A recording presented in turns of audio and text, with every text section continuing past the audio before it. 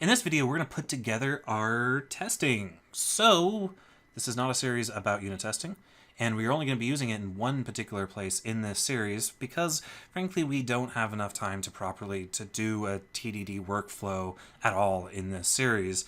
But I wanted to include it out of completeness, and the reason I'm putting it in this part of the series is because it's going to require us to set up and configure our Gulp file and to understand our project structure just a little bit more. So I encourage you guys to play around with more testing in this project than I did or that I'm going to demonstrate. So what is testing? Basically, if you're not familiar with the concept of unit testing, it's nothing more than writing code that tests your other code and expects particular results and behaviors. And that's really about it. It makes it so that you can, if your tests describe how your code should behave in a complete or mostly complete manner, you worry less about accidentally introducing bugs as you edit that code. And that's really what it boils down to. And you'll see in the instance where we do use testing in this series, it's an instance where it's a very complicated piece of code that's very easy to break. So we are sure to write a handful of unit tests that properly describe the correct behavior of that code, so that if we go in and modify it in the future, we can be certain that we didn't introduce a bug. Now, to do testing in any language, you need a couple things. You need a way to describe tests. You need a way to run the tests, and you need a way to report the results of running those tests. And Jasmine is a framework library for JavaScript that's very popular, and it does all of those things. So that's what we're going to be using. It's very easy to set up, and it's going to integrate into our workflow very well. So let's go ahead and get started. What we're going to do is I'm first going to show you how our tests are going to look. Basically, anything in the source server folder, if there's a folder called __ tests, any file within that folder is considered to be a collection of unit tests. So this will even apply to subdirectories. So in this way, our unit tests will live as close to our code as possible. And this is a very popular thing. Some people prefer to have a separate hierarchy of folders for their tests. Some people prefer to put their tests right next to the files. I kind of like having this folder approach. So I'm going to right-click test, and I'm going to create a new set of tests called test1.js or something. And I'm just going to write a couple basic tests that one will pass and one will fail. So I'm going to say describe a thing. Ignore the squiggles for now, by the way. Describe a thing. And then I'm going to say it works. And then inside of it works, I'm going to say expect true to be true. And then I'm going to say it doesn't work. And then I'm going to say expect false to be true. So we have one case that'll work and one case that won't work. We will see more examples of all the other awesome stuff you can do with Jasmine when we actually, well, write some unit tests, but you can also definitely go check out the documentation. It's very well put together. Now, for the first thing we're going to do is we're going to get rid of these squiggles, and that's because ESLint doesn't like the fact that we're using things that aren't defined. To fix that, we're going to hop into our ESLint RC JSON, and we're going to come up to our env property, and we're simply going to add a Jasmine. So ESLint has built-in support for allowing us to use the global Jasmine objects without throwing a fit. So by setting Jasmine to true, coming back to test1.js, you see all the errors went away. So yeah, super exciting. So how are these going to get ran? Well, basically, we're going to do a gulp server build, and that's going to build the server into this build folder. And then what we're going to do is we're going to tell Jasmine, hey, scan the build folder, find any folder or subfolder called __ tests, and run each individual file in that, each JS file in that as a test file. And so we're going to do that in the tests.js file right here. And basically, the first thing we're going to do is I'm going to jump into server, and I'm going to remember how we can require source map support and we can install it. I'm going to do the same thing in our tests file. I'm going to, at the top of it, say require source-map-support.install. So remember, this installs source map support, but remember that this file is executed directly by Node, meaning we cannot use features that Node does not understand. The next thing we're going to do is load in Jasmine. So I'm going to say const Jasmine equals require Jasmine.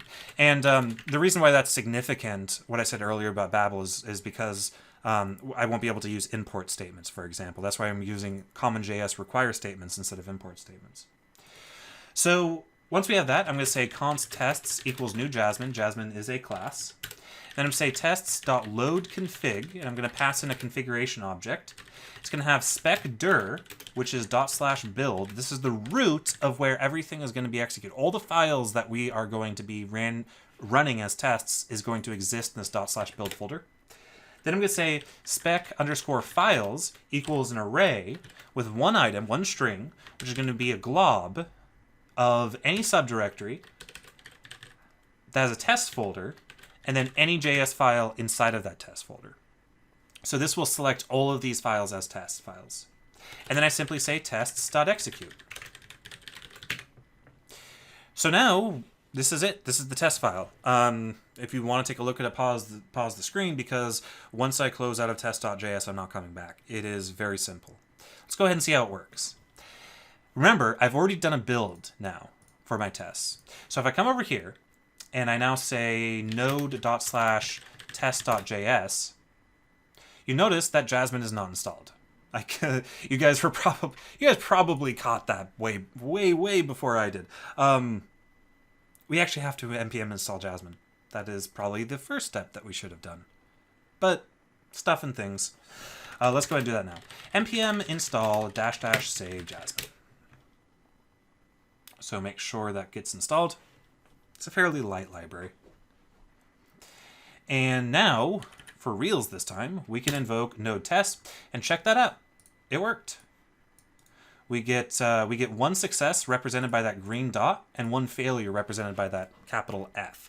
And we see that it says message expect false to be true, and the error that the test that failed was a thing doesn't work. And if we go back to our test 1, you notice that doesn't work is a expectation underneath describing a thing. And it is obviously going to throw an error because it expects false to be true. If I make it work by expecting true to be true, and well, I have to, in addition to rerunning it, I have to go ahead and recompile the server. Come on. There we go. This is what happens when it succeeds. We just get 2 green dots indicating that 2 tests succeeded. Let's go ahead and keep that as an error for now. So now what I'm going to do is I'm going to hop into our Gulp file and write a Gulp file that'll actually go ahead and actually not only build our server in one go, but also go out and run our test file for us. So before we do that change, there is one thing that I want to install. There's one task, one plugin for Gulp that I want to install, and that is Gulp Util. You'll see us using it in a moment here, but go ahead and just trust me, you need it. npm install -- save Gulp Util. Install that. And this will allow us to format our errors in a little bit of a more nice way. And you'll see it, you'll see what I mean here in a moment. So now what I'm going to do is I'm going to start off by making one change to our gulp file.babel that I should have done in the last video. And that is taking this Nodemon function, and just like we did with the other functions, moving it down. So I'm moving it down into its own function, and I'm going to rename it to run server. And I'm going to replace the actually invoking that with executing the run server function. So I'm doing that just because we need to separate running the server out, and you'll see why here in a moment. Okay, so next up what I'm going to do is I'm going to write the function that will execute our tests. So it's going to be function test server, and it's going to accept a callback, and you'll see why in a moment here. And I'm actually going to need to include a new package at the top of this file. Because what we're going to do is we're actually going to tell Node to go ahead and execute a new process of this test.js file so that it's isolated from the Gulp environment. So I'm going to come up here to the top, and I'm going to import child_process from child process. So by importing this package, I'll now be able to spawn. This is a built-in package for Node.js. I'll now be able to spawn a sub process. I'll be able to execute tests.js. So now I'm going to scroll down, and in test server, I'm simply going to say child process.exec, and I'm going to say node./tests.js. And then I'm going to go ahead and have a function. Now, the exec function will return three things. It'll return an error. It'll return the result that's piped to std out, and it'll return the result that's piped to std error. Or std error. So what I'm going to do here is I'm simply going to say console log std out, and I'm going to print out the output. Console error std error, I'm going to print out the error stream. Then I'm going to say if error, so if there was an error, then I'm going to invoke the callback with a new money.util.pluginError tests, or how about test server, comma, test failed. Otherwise, I'm just going to invoke CB. So remember, the callback, if you accept a callback in a function for Gulp, it will then know that you will invoke that callback when you're done doing whatever you want to do in your task. If you pass a value into the callback, Gulp will consider that an error and return a non-zero error code. And that's very important. The reason why non-zero error code is important in the case of a failure is if you use this Gulp task in the context of a continuous integration system where you have your code automatically tested every time you commit to like a master branch or something, you want that automated tool to know if the process failed or not. So you want it to return a non-zero error. The only way to do that is by invoking the callback that Gulp provides with an error. Now, using the Gutil plugin and in creating a new plugin error will make it so that your errors are a little bit more nicely formatted. In fact, I'll show you guys an example of the nicely formatted and not so nicely formatted error error codes, error messages, once we finish up this task. So now that I have the actual meat of this task finished, I'm going to scroll up and I'm going to I'm going to register a new task with Gulp. I'm going to say gulp.task, and I'm going to say server:/test gulp.series server:/build, followed by a reference to test server. So the server test task will simply build the server and then run the test server function. And the test server function, what does that do? Well, all it does is spawn a process invoking test.js. So now if we come over here and say gulp server:/test and hit enter, we see that it works. I mean, obviously we're getting a failure because we have a test that's failing, but we see the output of Jasmine, as well as we get this error right here, error in plugin test server message test failed. But that's totally fine. Now, to show you guys what the error would look like if I hadn't used Gutil, instead of invoking the callback, don't do this on your end, but I'm going to show you guys. Instead of doing callback with the special plugin error, I'm just going to call back with the straight up error from childprocess.exec. You'll notice that it emits this really nasty stack trace, which kind of obfuscates the information that we really want to see, which is the information presented by Jasmine. So that's why I use Gutil. So now let's see what happens when we run a test that succeeds, a suite that succeeds. Let's change the doesn't work to expect true to be true. Run the tests. And now you see it started, it finished, and it completed. And Gulp will return a 0 and error code to the operating system, indicating that the tests were successful. All right, let's go ahead and do a watch task for testing. So the watch task for testing is going to be pretty straightforward. We'll start off with a function called function run server tests, and this is simply going to return money.nodemon. And what we're going to do is we're going to say script is ./test.js, watch is build. And then what I'm going to do is I'm going to take this run server, so it's basically the exact same thing as run server except for we're running tests instead. Then I'm going to scroll up and I'm going to say gulp.task server tests dev or something, which does a gulp series of server build followed by run server tests. So now I should be able to come over here and say gulp server test dev. And now we see that our tests are running and we have a clean exit. So if I come over here to this test and change it and hit Control S, we should... Oh, I'm not recompiling the server. So the gulp.series we'll do a gulp.parallel. And the gulp.parallel will be watch server followed by run server tests. Sorry about that. We want to watch the server and recompile the server every time it changes. And then we want to run the server tests as well. So now if we run gulp server test dev, we'll get that failure. But now if I change it to succeed and hit Control S, we now get success. So now we can change our server code or our tests and watch it recompile. So I think that is pretty cool. Now, there is one slight problem. We have caused an issue where if we do server test or server dev, if we do gulp server dev,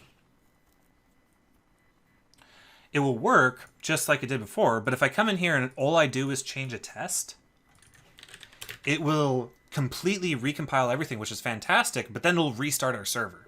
Now, nothing in the test code should ever impact how the server will run. Meaning, I do not want the server to be restarted if I'm just doing testing. Imagine if I'm running both tasks, right? I'm running the server and having it restart, and then I'm running the test watch, which retests every time I change a file in the server or the test. If I just change a test file, I don't want the server to restart, because then that would just be inefficient and really, really annoying. So I'm going to fix that. And it's very easy to fix. I'm going to come over here to gulpfile.babel.js. And inside of our our run server code, or run server method or function, in the Nodemon, I'm going to add a new property called ignore. I'm going to pass in an array, and it's going to be a glob for asterisks, or wildcard underscore tests. So anything that matches this pattern will be ignored by the server. So now, when I do gulp server dev, and I change a test, notice that it recompiles the server code, which is fantastic because the tests are part of the server code, but it doesn't restart the actual server. But if I come in here and change server code and hit Control S, it does both recompile and restart the server. So that is how we want it to work. And that's it.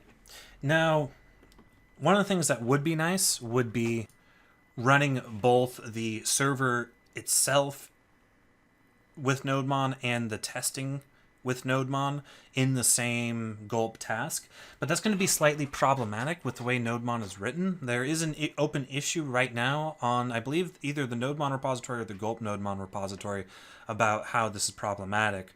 So I'm not going to worry about it too much. And thinking about it, it might actually be a good idea to run your tests and your server code in separate console windows so that you don't confuse the output between one and the other. That's assuming that you're rerunning your tests as you are writing your server. But yeah, I mean, that happens quite frequently, and having two things open isn't really that big of a deal. Anyway, that pretty much wraps up what I wanted to do with the testing. We now have a way to do proper unit testing within our application. And with that, I suppose we will see you guys in the next video.